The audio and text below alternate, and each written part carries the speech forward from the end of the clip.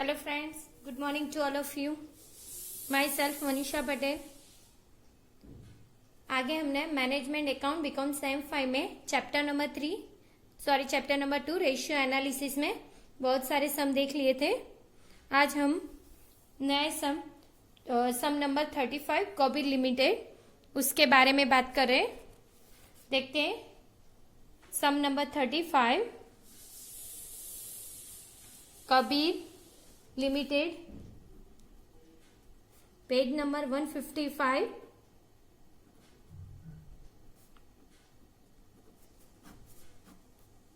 ठीक है, सम्स कौन सा है?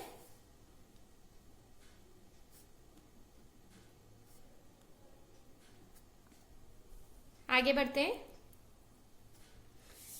सबसे पहले देख लेते हैं ये जो अपना सम है इसमें क्या दिया है वो देख लेते हैं।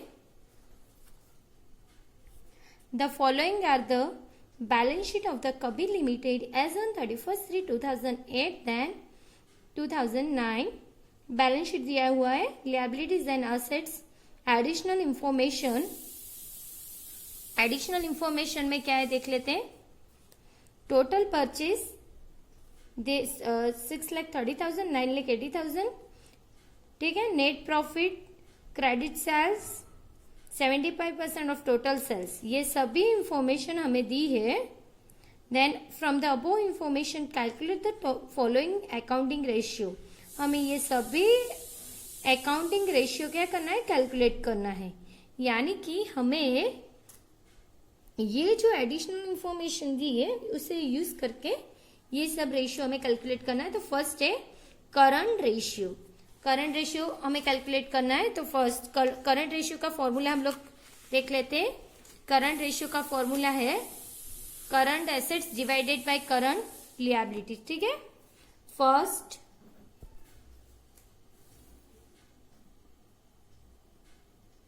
Current ratio is equal to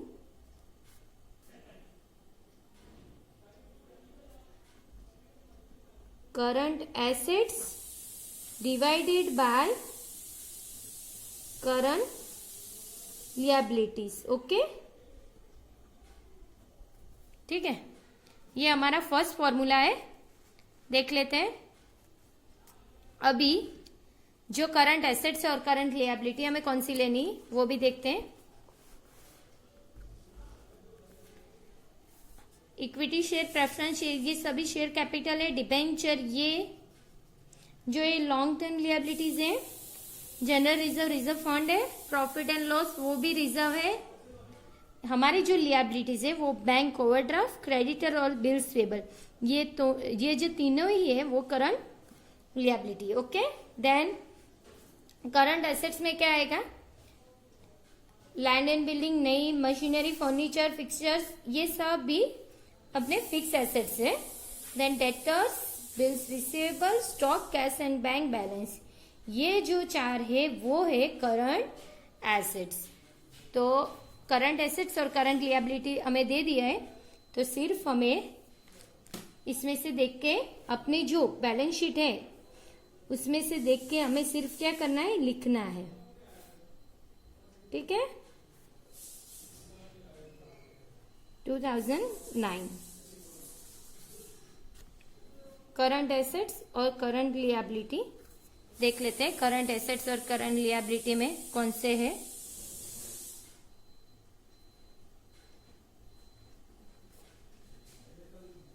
current assets में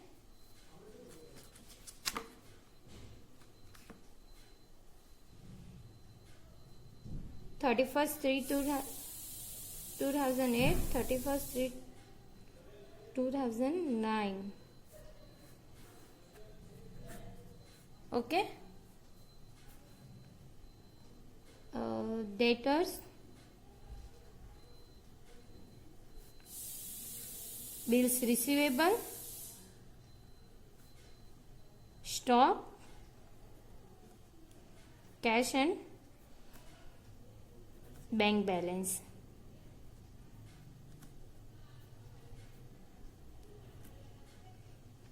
डेटर से 1,20,000, जो बैलेंस शीट उसमें टेक्स्ट बुक में दे दिया है 2,50,000 50,000 आगे 1,90,000 30,000 40 देन 1 लाख। ओके, ये सारे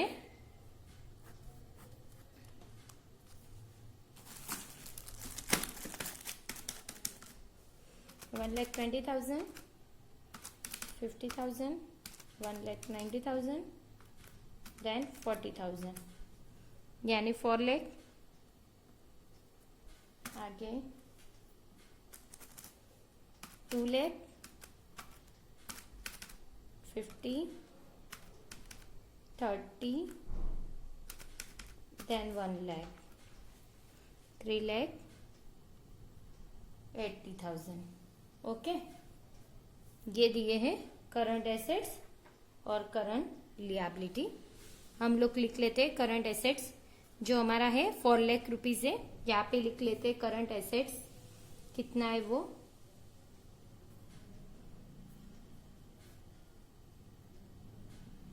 4 लाख देन 3,80,000। ठीक है, करंट लिएबिलिटी देखते हैं अभी हम आगे।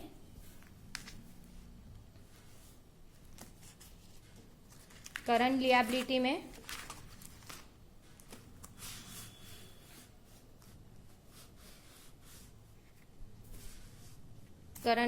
में देख लेते हैं।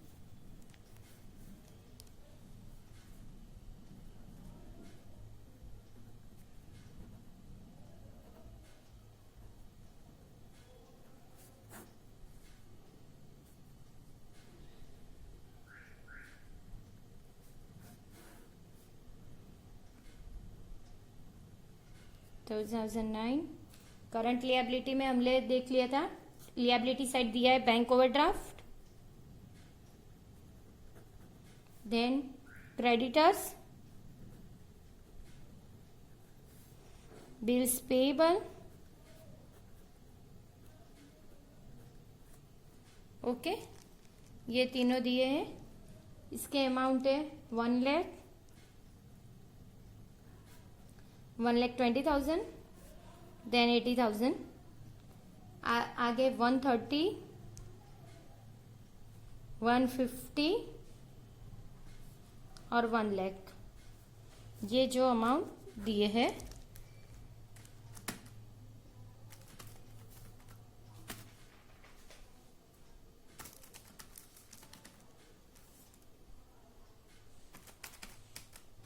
One lakh 120,000 then 80,000 3 lakh. ठीक है, 1,30,000 1,50,000 then 1 lakh is equal to 3,80,000। Okay, done. तो ये जो है 3 लाख और 3,80,000 हमें यहाँ पे लिखना है। हमारे जो करंट एसेट्स और लिएबिलिटी वहाँ पे क्या है 3 लाख और 3,80,000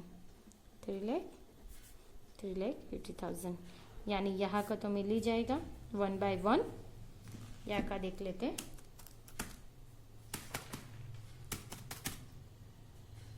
$1.33 ठीक है, यानी ये हमारा करंट रेशियो मिल गया। हमें पता चला सबको। जो कबीर लिमिटेड सम था वो करंट रेशियो कैसे मैंने फाइंड आउट किया, फॉर्मूला रख के।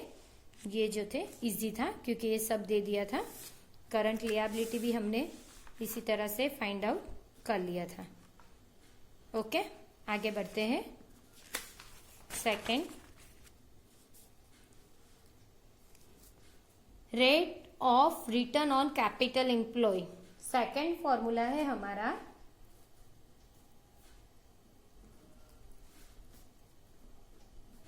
Rate of return on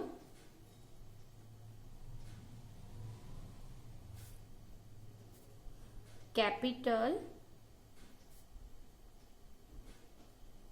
employ. Okay, ये जो कैपिटल एम्प्लॉय है, ये जो फॉर्मूला है हमारा, इसमें क्या आएगा, कैपिटल एम्प्लॉय पूछा है हमें, तो net profit divided by net profit तो आएगा ही, divided by capital employ into 100। Okay, तो देखते हैं नेट प्रॉफिट कैपिटल एम्प्लॉय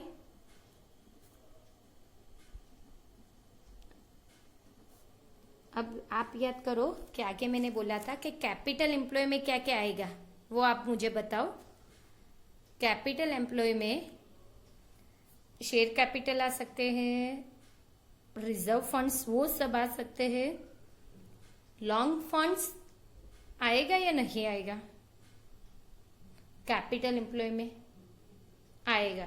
मैंने आपको आगे ही बताया था कि जो capital employ long term funds हमें फाइंड आउट करना है, तो उसमें डिबेंचर है, लोन है, वो सब हमें लेना है। ठीक है, तो देखते हैं कैपिटल एम्प्लॉय में, और नेट प्रॉफिट हमें कौन सा लेना है,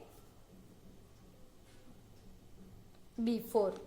बाकी सब में कौन सा लेना है, आफ्टर का लेना है, लेकिन यही जो नेट प्रॉफिट कौन सा लेना है, हमें बिफोर का लेना है। ओके, ठीक है, तो चलो हम लोग नेट प्रॉफिट और कैपिटल एम्प्लॉय दोनों फाइंड आउट करते हैं। नेट प्रॉफिट पहले ले लेते हैं हम लोग, 31/3/2008। ठीक है, इतनी स्पेस रखते हैं। Net profit before tax and interest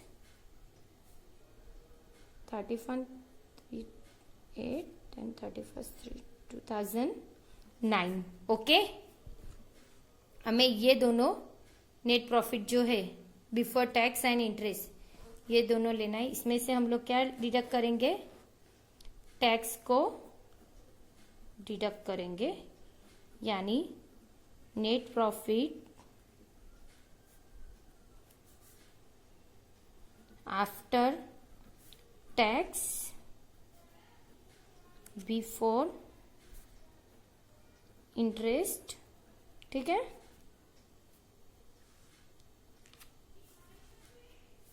इसमें से हम लोग, सॉरी टैक्स नहीं, इंटरेस्ट, फर्स्ट हमें इंटरेस्ट डिडक्ट करना है,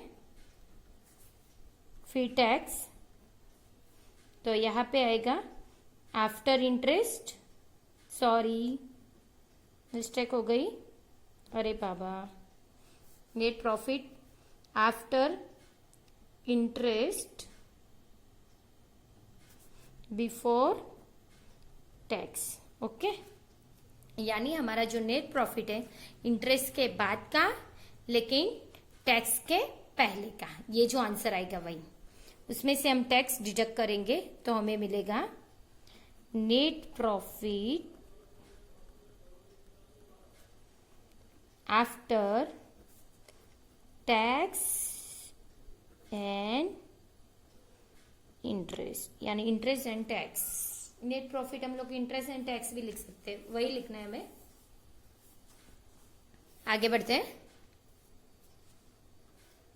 अभी हमारे पास बुक में क्या दिया है, देखिए बुक में यही दिया है, जो नेट प्रॉफिट हमें दिया है after interest and tax, tax rate 50% दिया है, यानी हम यहाँ पे लिख लेते हैं 50% tax rate. Okay, after interest and tax, यानी इंटरेस्ट और टैक्स के बाद का हमें दिया है, यानी कौन सा दिया है, ये वाला हमें दिया है 1 लाख और 1 लाख, 1 लाख और 1,50,000, ये दोनों इसी का दिया है। तो हमें कौन सा फाइंड आउट करना है, बिफोर का फाइंड आउट करना है, यानी 1 लाख 1,50,000, ये दोनों हमें दे दिया है। फर्स्ट नंबर मैंने यहाँ पे डाला क्योंकि ये दोनों हमें दिया है। अभी मैं देखती हूँ मेरे पास लास्ट दोनों की अमाउंट है और टैक्स से 50%। ठीक है, तो मैं क्या सोचूंगी, ये 100 होगा, ये 50%, तो ये कितना है, ये भी 50% होगा, ये मैंने क्या किया, एज्यूम किया। मैंने सोचा कि ये 50%, ये 50%, दोनों मिला के कितने हुए, 100% हुए। क्योंकि 100% ये, इसमें से हम लोग 50% डिडक्ट करेंगे तो कितना रहेगा 50। इसमें से ये हमें क्या करना है, देख लो, इसमें से हमें ये जो है डिडक्ट करना है, 50% हमें डिडक्ट करना है। तो क्या मिलेगा, 1 लाख और 1,50,000। यानी हम लोग इक्वेशन रख सकते हैं, रखना है तो हमें कैसे रख सकते हैं इक्वेशन, 50% ये जो है 50% है 1 लाख, बाकी के जो 50% है वो कितने हो गए, हो सकते हैं हमारे वही के वही हुए ना, दोनों सेम 1 लाख ही हुए। ठीक है, यही सेम टू सेम 1,50,000, क्योंकि हाफ है, 50% यानी हाफ ही है। आगे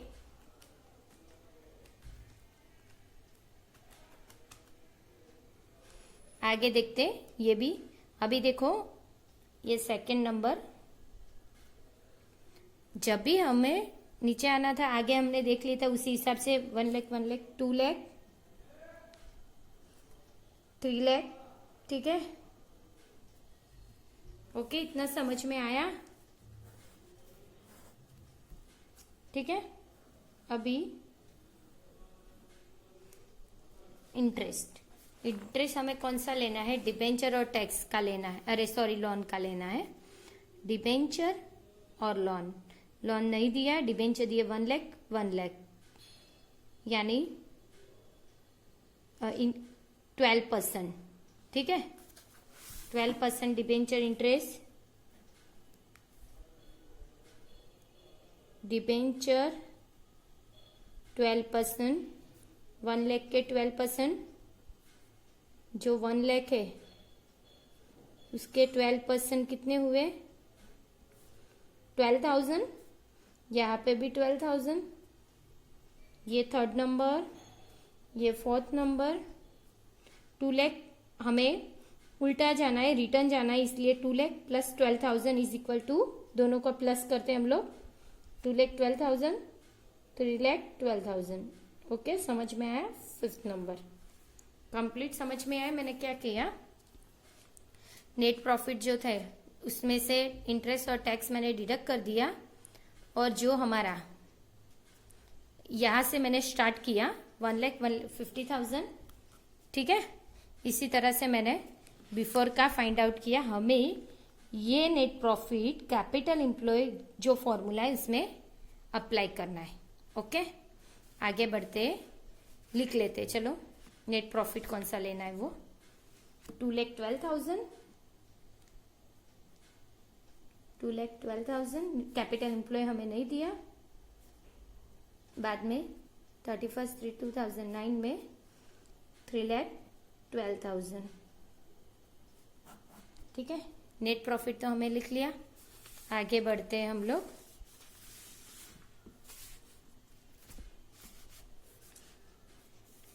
अभी हमें कैपिटल एम्प्लॉय फाइंड आउट करना है। Capital employ is equal to,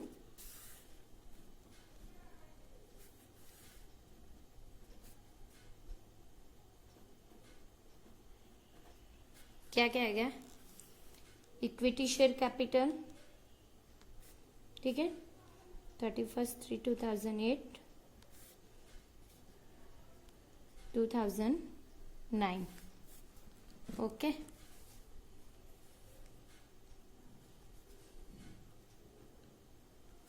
equity share capital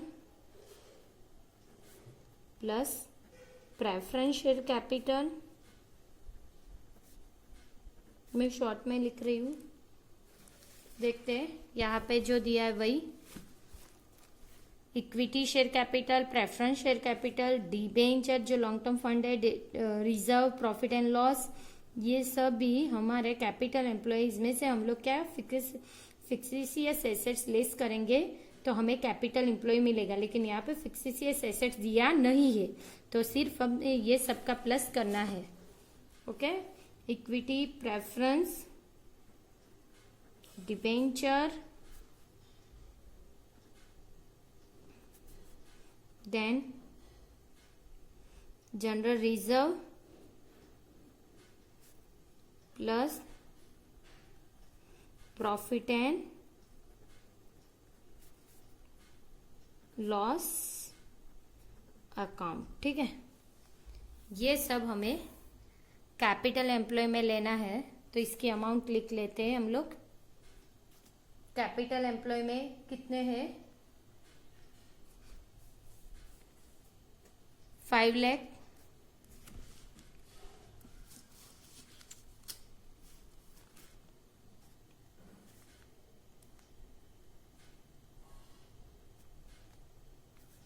plus 3 lakh,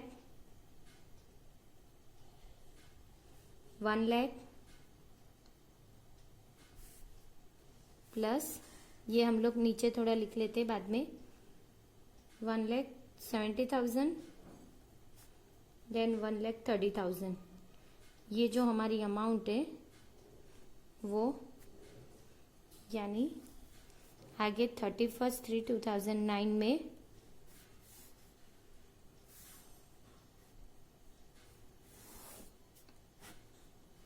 ठीक है। इक्विटी शेयर कैपिटल कितने हैं? 6 lakh plus preference share capital 3 lakh, debenture 1 lakh,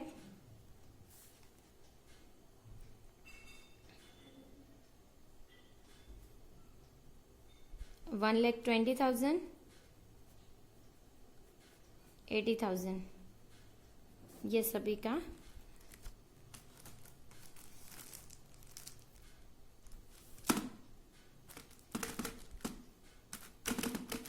lakh,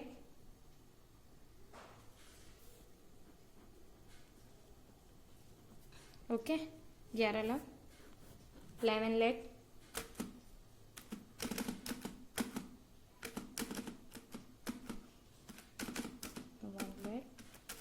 1,20,000, 80,000, 12 lakh, 12 lakh. Okay,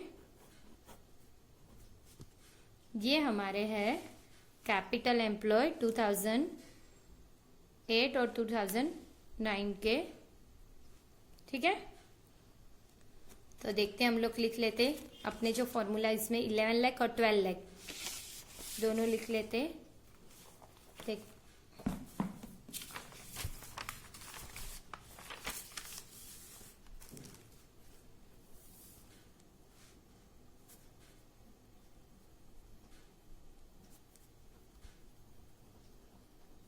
okay, अभी हम अपना आंसर फाइंड आउट कर लेते हैं।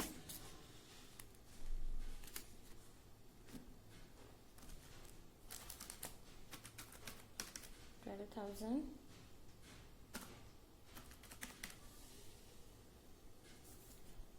19.27% 3,12,000 divided by 12 lakh into 100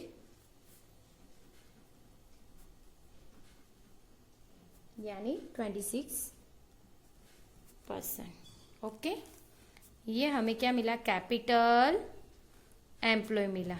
ठीक है, अभी ये जो कैपिटल एम्प्लॉय है वो हमने फाइंड आउट किया। आगे थर्ड नंबर देखते हैं।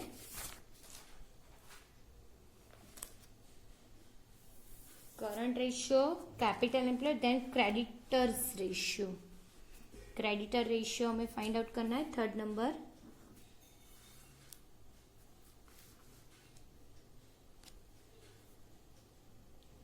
Creditors ratio is equal to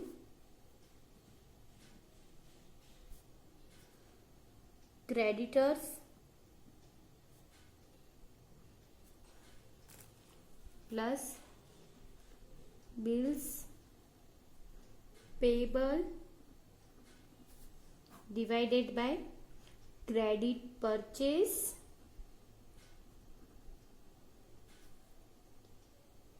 into working days. Okay,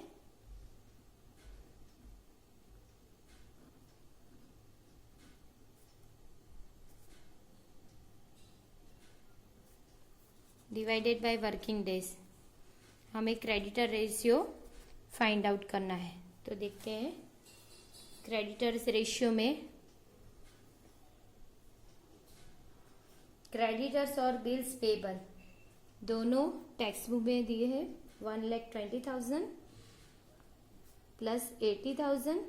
हमारी जो एडिशनल इंफॉर्मेशन है उसमें हमें क्रेडिटर्स में वर्किंग डेज कितने लेने हैं, 360 डेज, वो दे दिया है। ठीक है,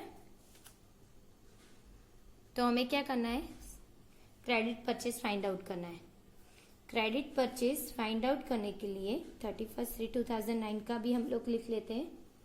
1,50,000 1 लाख इंटू 360 डेज। ठीक है, अभी हमें क्रेडिट परचेज फाइंड आउट करना है। अभी जो क्रेडिट परचेज फाइंड आउट करना है तो सबसे पहले हम क्या करेंगे कि क्रेडिट परचेज का कोई इंफॉर्मेशन हमें दिया है या नहीं दिया। अगर दिया है तो उसी हिसाब से चलेंगे, नहीं दिया तो हम क्या करेंगे, जो अपना जो कॉस्ट ऑफ सेल्स है उसका फॉर्मूला यूज करके हम क्रेडिट परचेज फाइंड आउट कर सकते हैं। लेकिन यहाँ पे दिया है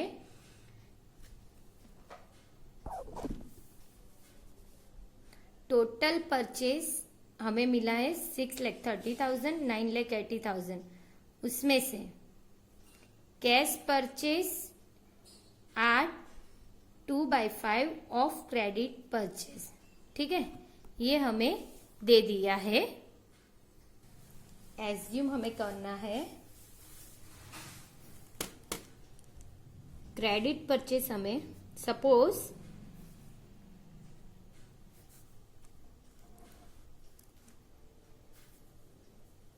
क्रेडिट परचेज कितना है, इन्होंने बताया हमें cash purchase are 2/5 of credit purchase, यानी कैश परचेज कितना है, 2/5 है ऑफ क्रेडिट परचेज। ठीक है, यानी जो हमारा कैश परचेज है 2 और क्रेडिट परचेज कितना होगा, 5 होगा। तो हम लोग क्या फाइंड आउट करेंगे, सपोज क्रेडिट परचेज, क्योंकि यहाँ पे है ही देखो 5, क्रेडिट परचेज हमें मिला 5 ऑफ कैश परचेज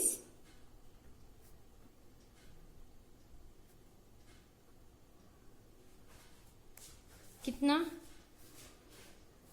वो भी देख लेते हैं। 2/5 तो है ही, लेकिन ये क्रेडिट परचेज कितना हुआ, 5, क्योंकि इसका मतलब कि हमें क्या बोला है, जो हमारा कैश परचेज है वो 2/5 है of credit purchase. Credit purchase का 2/5 कैश परचेज है। ठीक है, 2/5 पार्ट। तो इसमें हम लोगों ने देख लिया क्रेडिट, ये जो 2 है वो कैश परचेज होगा और ये 5 जो है क्रेडिट परचेज होगा। यानी जो 5th पार्ट है कैश परचेज का, 5th पार्ट है वो क्रेडिट परचेज होगा। तो हमने एज्यूम किया कि क्रेडिट परचेज 5, ठीक है, और कैश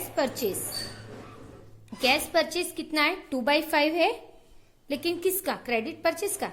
तो ये हमारा क्रेडिट परचेज है, उसका 2/5, यानी देखो मैंने 5 × 2 5 मल्टीप्लीकेशन किया है।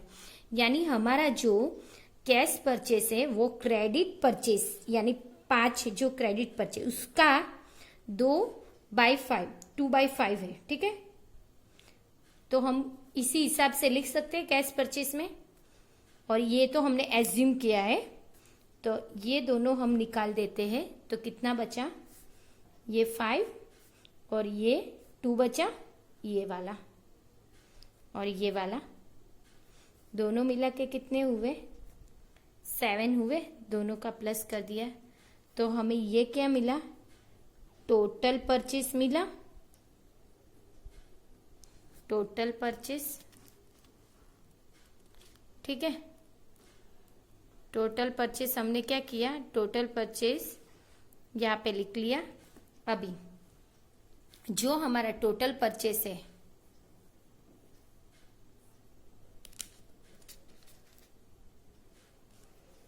उसमें हम क्या करेंगे देखते हैं। क्रेडिट परचेस फाइंड आउट करते, कैसे फाइंड आउट करेंगे।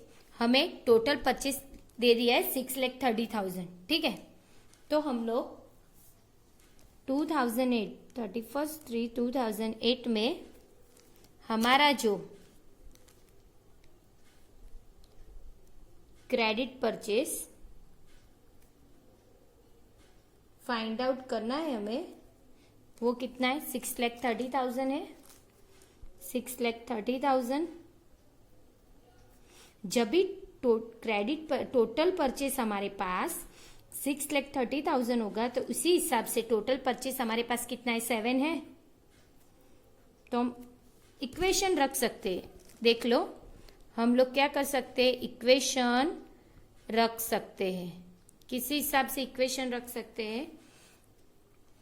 7 टोटल परचेस था, उसी हिसाब से टोटल परचेस की अमाउंट 6,30,000 है। तो हमें क्या फाइंड आउट करना है, क्रेडिट परचेस फाइंड आउट करना है। तो क्रेडिट परचेस की 5, तो कितना समझ में आया, 6,30,000 into 5 divided by 7।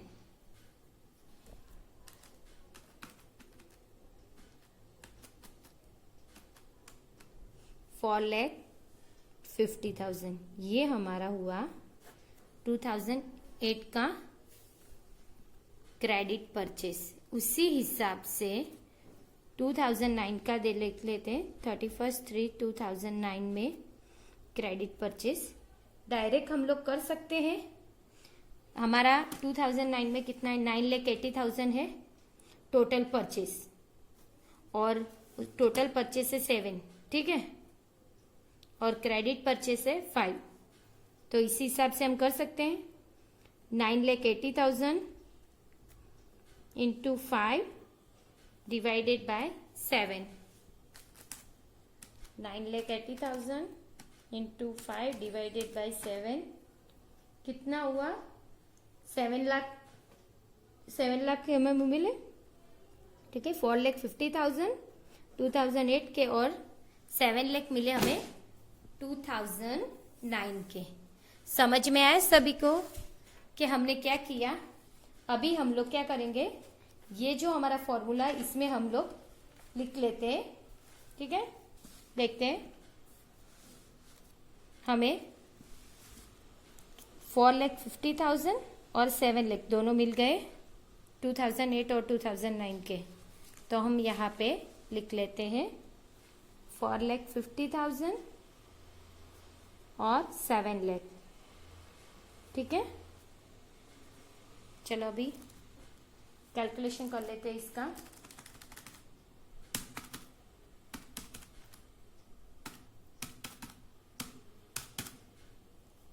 One 60 days, यानी हमें इतने दिन में अपनी लिएबिलिटीज यानी अपने जो भी पैसे देने हैं डेट से वो कवर करना है, ठीक है।